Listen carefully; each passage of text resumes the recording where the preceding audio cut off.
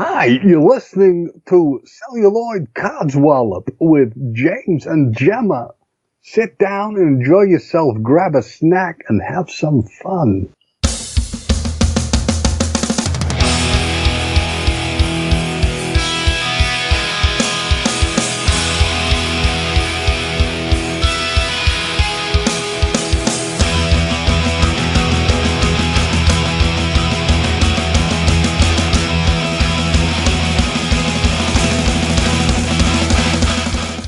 Okay, so I am in the very fortunate position to be able to speak to Linda Louise Tomlinson, who I met at the recent Rutles gig I was at in Manchester. And Linda Louise has, I think, what I can only see is probably one of the greatest jobs ever to have, which is that you are getting to work with one of your heroes. Absolutely.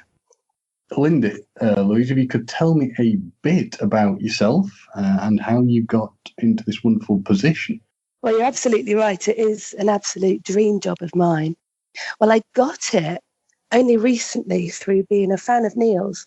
Mm-hmm. I've known Neil for about 10, 15 years now. Mm-hmm. And that came from being a Monty Python fan. Wow. When I was 11 years of age, I saw Life of Brian for the first time in a history class in school, which is quite funny. And that's how I got into Neil Innes and started watching the Rutles. And that actually made me become a Beatles fan as well. And I've now got a master's degree in the Beatles, which is a little bit crazy. But now I landed this gig thoroughly just by being a fan, which is absolutely incredible. I've done work for Neil before on his own solo tours, done a bit of merchandise for him in the past. So it just seemed like this ideal way to progress. Yeah. And it really is. It's so much fun. And I get to see the band every night, you know? It's like a free ticket to the gig. Like George Harrison got a free cinema ticket to Life of Brian, I've got a free ticket to every Rutles gig. And I can tell the brilliant thing is, obviously, I saw you and was lucky enough to meet you at the Manchester gig. I could see you sort of dancing along and singing along and really enjoying yourself. And yes, a lot of people come up to me and mention that. Well, that's not a bad thing. That's an incredibly good thing if someone's sort of that happy and enjoying themselves. Because I think the great thing that I've heard from what you said then is you're doing a job you love. And they always say that if you do a job you love, it becomes, it doesn't really become work, does it? It becomes this really enjoyable thing to go out and do.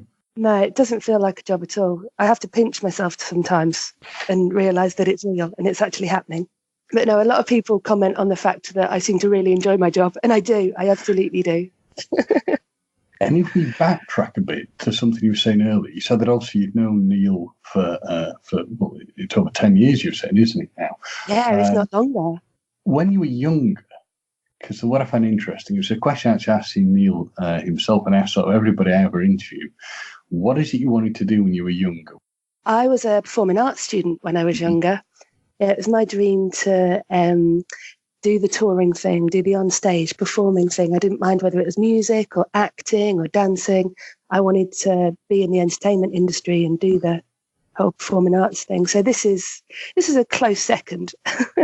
Very much so. And if you could tell us a bit about how you sort of initially met Neil and how you actually got into this position of working with the Rutles. Well, like I said, I was a Python fan from being a young buck at school. And then I saw that Neil was on tour with Fatso, so with our lovely John, who's in the band with us. Mm-hmm. And I went to see them live, and I got chatting to Neil afterwards. And at the time, I was at Chicken Shed Theatre Company. I was there, and we'd have live music gigs there. So I managed to line up a gig for Neil, and I booked him to play, and that night was amazing. And then I just kind of got into it that way. So it's like a slowly progressing, organic kind of situation that happened with us. And then I got to see them all on tour. I got to work behind us. I literally just jumped into the merchandise thing. And you know, if you put yourself forward, then anything can happen. And now look at me, I'm on top of it. It's amazing. Brilliant. I mean, it was an interesting thing that you said that sort of really chimed with me. Well, two things that chimed, which is you were saying about you became a Python fan when you were younger, which is what happened with me. With me, it was Monty Python, The Holy Grail, which Neil is in himself. Which Python, was it the TV or the films that you got into first? It was Life of Brian was the first thing I saw. And I was like, what is this? What is this crazy thing that I'm watching? And then I did a little bit of research, found out that they did Flying Circus, started watching that. I remember 6 a.m. every morning it was on telly. So I'd be down there, sat in front of the telly, watching it at 6 a.m. every morning. Now And then obviously... that's dedication. Absolutely. But I was just watching this crazy thing on the television going, what is this? And just finding it so clever and so funny. And at such a young age as well, it really it influenced me massively. And then I got into the more films. And then as the years went by, obviously the musicals came out and I got to know Neil a lot. So I've seen lots of Neil gigs, both with the Rutles and by himself and with the Bonzos. And there's just so many Monty Python fans out there. And I'm glad that it's still going and it's still alive. And we get amazing fans coming to all these gigs. Mm-hmm. And most gigs are pretty packed, close to bursting at the seams. And it's just full of, people with great taste. I cannot I cannot do anything but agree with that comment. I love meeting Python fans. Python fans, Beatles fans and Rutles fans are the best people that you can talk to. They have such a passion. And it's incredible to meet so many different people on this tour and talk to them and, relate to them about how great the band are and the music is and how we've all kind of got similar stories coming through the Beatles. It's very true. One of the things that I just wanted to ask you about that I thought was very interesting is you said, did you say you did the Masters in the Beatles? I did do a Master's degree in the Beatles, yeah. Please tell me more about it, because I always wanted to study that, and I don't know if you do it anymore. I think they still do. It was at Liverpool Hope University up in Liverpool. I moved up there to study it. And you can either do it 1 year or 2 year, and it was pretty intense. You got to, I kind of injected a bit of Rutles in there. It had to be done. And you get to watch their films and depict every bit of their music and dissect scenes and bits of their songs. And it's a crazy thing to study, but it was really enjoyable because you're studying what you love. You're writing about what you love. So it's easy, It's not like history where you have to read the books because you know the films, you know the books. If you're a fan, it's not a problem. So it's one of the easiest courses I think I've ever done. I think I'm going to have to look into it now. You've whetted my interest. You're saying it's still a possibility to do it. I love it when I tell people I've got it. People stare at me going, no, that's not a thing. I'm like, yeah, it is. It'd be my dream. And through working with Neil and things like that, have you ever managed to meet any people who were involved with the Beatles? Or through Neil, I've been lucky enough to meet some of the Bonzos and some of the Pythons. Beatles-related people I met more when I was living in Liverpool, because I was fortunate enough to work for the Cavern Club and the Beatles Story, and obviously we get lots of relatives and friends and family and everyone coming along to events there. But I have been fortunate enough to meet Sir Paul McCartney on a few occasions. And I bow down to you at this point. That's phenomenal. He is somebody I would always, I've always wanted to be. I've seen him live twice. Yeah. Not to, I don't want to, sort of like be disloyal to Neil, but, I think Neil and him are close ties for the best gigs I've ever been to. Oh, brilliant. No, Paul is very, very good live. Absolutely. And he was a really lovely chap to speak to. Really nice. They say never meet your heroes. I've been lucky enough to meet all of mine, and they've all been, none of them have disappointed, put it that way.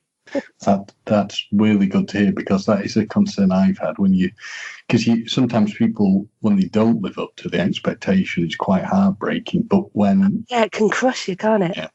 But in the case, sort of meeting Neil, and I also met a guy called Kevin Smith recently. When they exceed your expectations, it's wonderful. It's really nice when that happens. You've met Neil yourself now. You know that he's an absolute angel. I was just astounded. He's such a nice man, which is one thing that was great to see. He's an exceptionally intelligent man, which I sort of knew anyway. But so underappreciated and so underrated. The world will miss him when he's gone. You know what I mean? Very true. But that's a sad thing we don't think about. Oh, absolutely not, no. But it was a very interesting thing when I met him, because my father was with me, and he was sort of saying to Neil that everything you said, Neil was talking to me about, my dad said, yeah, I can relate to that. I can remember those things. So it's really cool to hear that. With Neil is a thrill as well, because there's so many stories. Oh, I can believe it. Through the years. Beatles stories, Viv Stanshall stories. He's a man of the world. So when you go on tour with the Rutles, Linda Louise, what are the more unusual things that have happened at the gigs? John is one for dropping things upon us without preparation. For instance, as you witnessed the Barbara Ann situation. Yes. But he loves to ad-lib and he loves to, keep the show fresh. So you have to stay on your toes around John. You never know what's going to happen. But, if you don't rehearse, what can go wrong? It's a very good way of approaching things. So if we can backtrack a bit, just with regard to yourself, a bit about yourself. Obviously, you were saying that you looked at so working performing arts, and that was the sort of thing you wanted to do. Well, did you grow up around? Is it down south you originally were from? Yeah, well, I was born up north, but I've basically grown up down south. Yeah, so I was born in Blackpool. And then we moved down to London for the theatre, really, because myself, my sister and my family, we all love going to the theatre. And obviously London is the main hub for that. So we moved down to London and then popped back up north a couple of times. And then I went through the Monty Python, Rutles, Beatles progression, fell in love with the Beatles and moved up to Liverpool. Wow. I only came back about 18 months ago, back down to London. And I landed this dream job. So it's been a bit of a roller coaster, but it's been a good one. Well, it's been a very good roller coaster. It sounds like it's providing you with some absolutely wonderful memories and things to be able to share with people. And certainly when you're saying about, because I think you were in Liverpool recently, weren't you, with the Rutles, as I understand it? Yes. Yes. So because Liverpool, obviously birthplace of the Beatles. Yeah. One of my favourite areas to visit is the city. I think it's absolutely wonderful. The architecture, obviously the impact for music, things like that. So I think you going to there was pretty... The city's incredible, yeah. Yeah, to go to that sort of area, I think it was absolutely a brilliant thing to do. So with regard to sort of future endeavours, what is it you would like to do? Obviously, you've got this absolutely blinding, wonderful job with the Rutles and working with Neil. I was about to say, if I could do this forever, then I wish I would. I don't think you can get. It probably can't get any better, actually. I don't think it could. Absolutely not. Not unless I was on stage with them, but that might be the next step. Who knows? Never say never. Right? I know. I never thought this would happen. So. And with regard to yourself, for sort of any sort of promotion things that you do you have any kind of like websites or pages that you'd like to promote with us? I write my own little blog, actually. I like to do reviews and I like to write articles. I've done a lot about our keyboard player, Phil Jackson. Okay. So there's Tumblr pages and Facebook pages and things out there with my name all over it, called Wrong in all the right written with WR, obviously.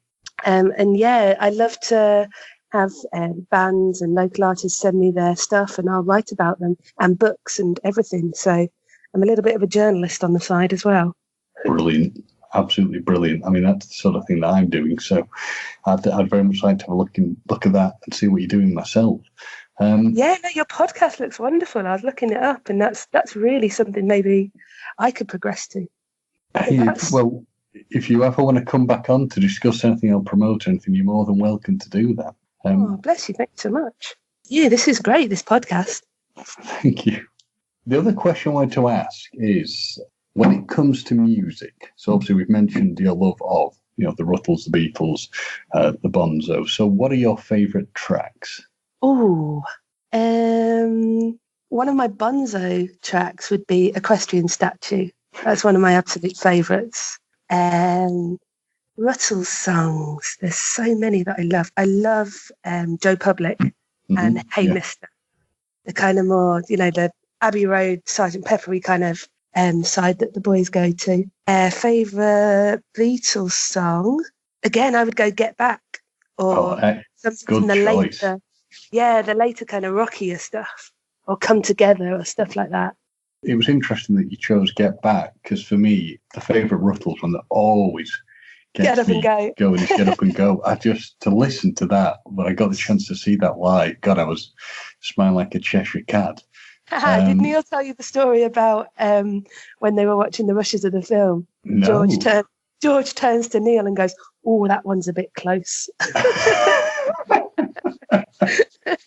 Oh, wow. That's one of my favourite stories. That is something, yeah. I mean, for me, the other thing I was going to just ask with regard to Neil, the thing that means a lot to people of my generation is the fact that he was in Wacky Dolls. Yeah. That's his creation. But, Dolls. certain people, so I'll throw my dad under the bus, but he looked a bit blankly at me when I mentioned that. But Wacky Dolls, again, it's a big thing. And it is this wonderful thing, and you're getting to be really at the coal face, as they say, as you're working with this man, which has had such monumental impact upon music and media and things. And that's throughout the years as well, definitely. Because he did all his, in his book of records and everything. Yeah. People just don't realise the vast amount of work he's done and everything that he's been involved in. So you must pinch yourself. Oh, I do. Every night when I'm there watching them. It's just like, is this true? Is this real? Is that the man himself? That kind of thing. Well, Linda Louise, I don't want to take up any more of your time particularly, but because obviously I don't want any more housekeepers banging on the door.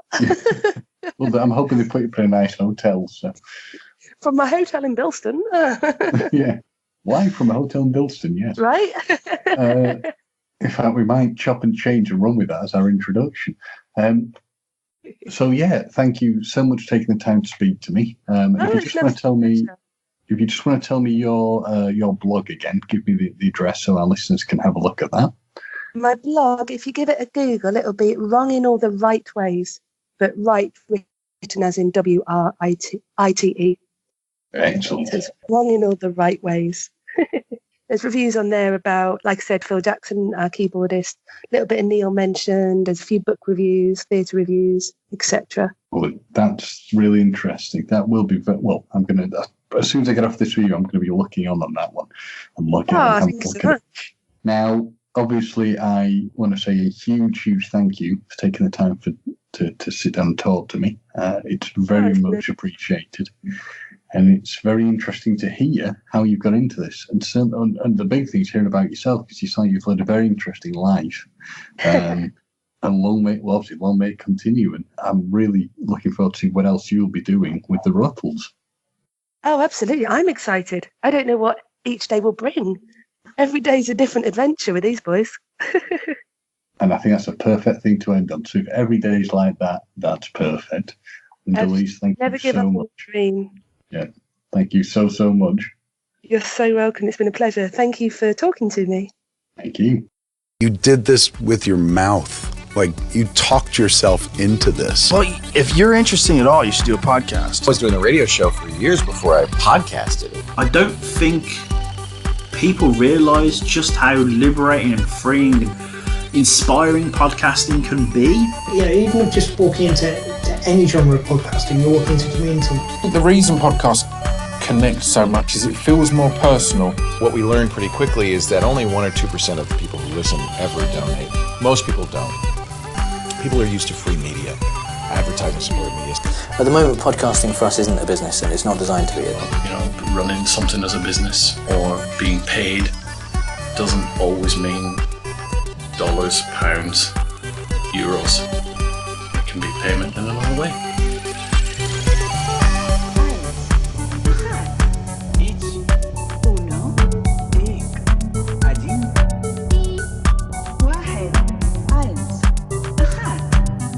One Voice, One Mic, a short documentary about the rise of podcasting, coming 2019.